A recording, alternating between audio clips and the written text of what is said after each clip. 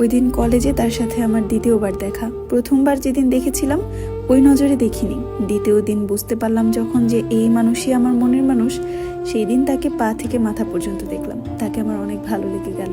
আর মনে মনে ভাবলাম, ফোনে কথা বলার সময় তো ভেবেছিলাম সুন্দর হবে না, কিন্তু না, তার চেহারায় এক অদ্ভুত মায়া ছিল। দেখতে শুনতে সুন্দর ছিল, লম্বা চওড়া, সব দিক দিয়ে পারফেক্ট ছিল। সেদিন তার সাথে দেখা হওয়ার পর সে আমাদেরকে কফি খাওয়ার ইনভাইট করলো, কিন্তু আমি যেতে রাজি হচ্ছিলাম না।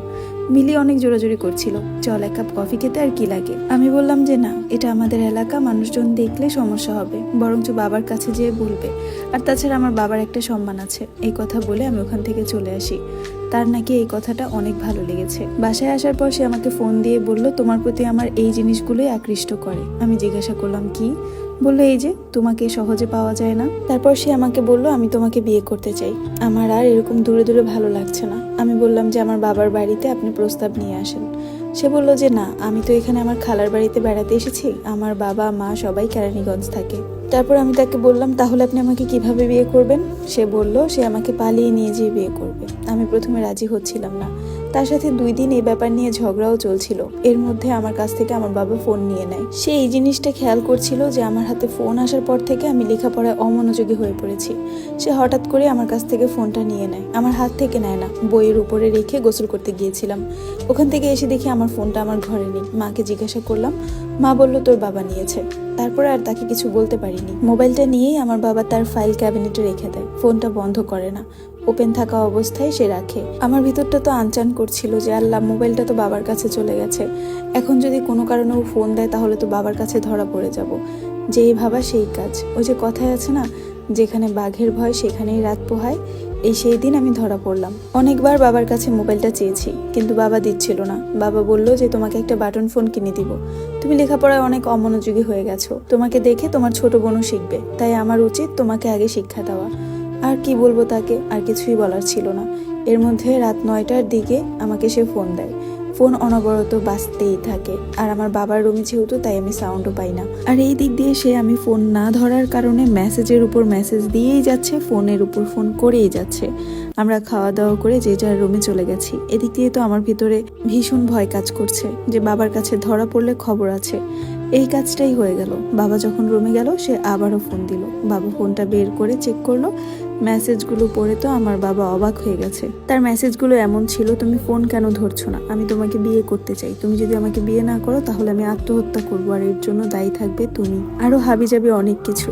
তারপর সে ফোন দিল। ফোন রিসিভ করে আমার বাবা তাকে যা তা বলে ফোন রেখে দিল, আর বলল যে আমাকে সে 1 সপ্তাহের মধ্যে বিয়ে দিবে। এই দিক দিয়ে আমার 2 ভাইকেও ব্যাপারগুলো জানানো হলো, আর তারপর আমার ভাইরা মিলে বলল আমাকে যেন বিয়ে দিয়ে দেয়। এরই মধ্যে আমার বাবা আমার রুমে এসে আমাকে যা ইচ্ছে তা বলে অপমান করে গেছে, যে তার মেয়ে কখনো এই ধরনের কাজ করবে সে এটা কল্পনাও করতে পারেনি। এমন জানলে সে আমাকে জন্মের সময়ই লবণ খাইয়ে মেরে ফেলতো।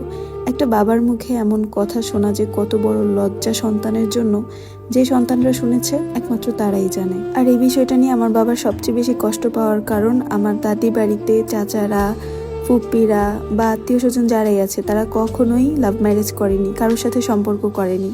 ঘটকের মাধ্যমে পাত্রপক্ষ বা পাত্রীপক্ষের সাথে যোগাযোগ করে তারপরে বিয়ে দেওয়া হয়েছে। আমার বড় ভাই আমাদের এই এলাকার একটা মেয়েকে পছন্দ করত, আর এটা বাবা জানার পর ডাইরেক্ট আমার 2 ভাইকে বিদেশে মামার কাছে পাঠিয়ে দেওয়া হয়েছে। বড় ভাইকে পাঠানো হয়েছে যেন ওই মেয়েটাকে ভুলে যায়, আর ছোট ভাইকে পাঠানো হয়েছে লেখাপড়া করার জন্য। আমিও ছোটবেলা থেকে এটাই ভেবেছিলাম, আমি কখনো প্রেম করব না, কিন্তু কি থেকে যে কি হয়ে গেল বুঝে উঠতে পারলাম না।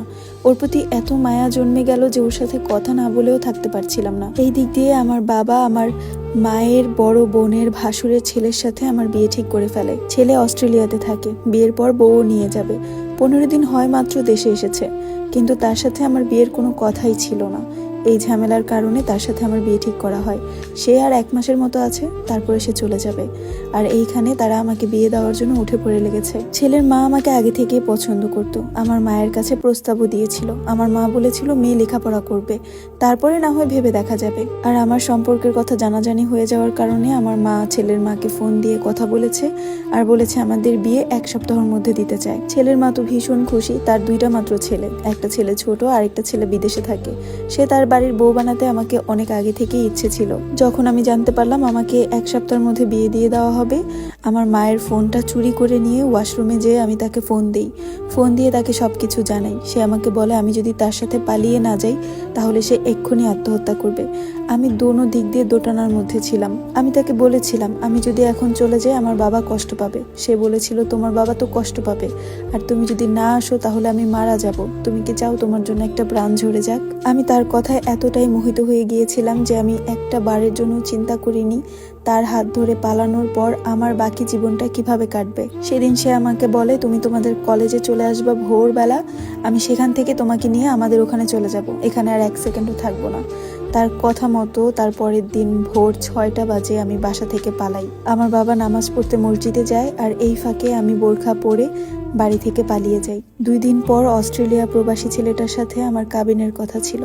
এদিক দিয়ে আমি যখন তার সাথে পালাই, বাসেই খবর পাই যে আমার বাবা স্ট্রোক করেছে। হ্যালো, আসসালামু আলাইকুম এভরিওয়ান। আমি জান্নাত রহমান আপনাদেরকে রিয়া নামের একটি মেয়ের জীবনের গল্প পড়ে শোনাচ্ছিলাম, যেটা দ্বিতীয় পর্ব আজকে আপনাদের সাথে শেয়ার করা হলো। বিভিন্ন ঝামেলার কারণে আসলে পর্বগুলো রেগুলার দিতে পারছি না, এটার জন্য অত্যন্ত দুঃখিত আমি। স্টোরিটা ভালো লাগলে অবশ্যই শেয়ার করে দিবেন এবং তৃতীয় পর্ব পাওয়ার জন্য ফলো দিয়ে পাশে থাকবেন। আমি আবারও বলছি এই স্টোরিটা অনেক ইন্টারেস্টিং হতে চলেছে। মাত্র তো কিছু অংশ আপনাদের সাথে শেয়ার করলাম, বাকি অংশটি শুনলেই আপনারা বুঝতে পারবেন এই স্টোরিটি কেন আপনাদের সাথে শেয়ার করা। আর এরকম শিক্ষণীয় বাস্তব জীবনের স্টোরি শুনতে আমার পেজটি ফলো দিয়ে পাশে থাকবেন। সবাই ভালো থাকবেন, সুস্থ থাকবেন। আল্লাহ হাফেজ।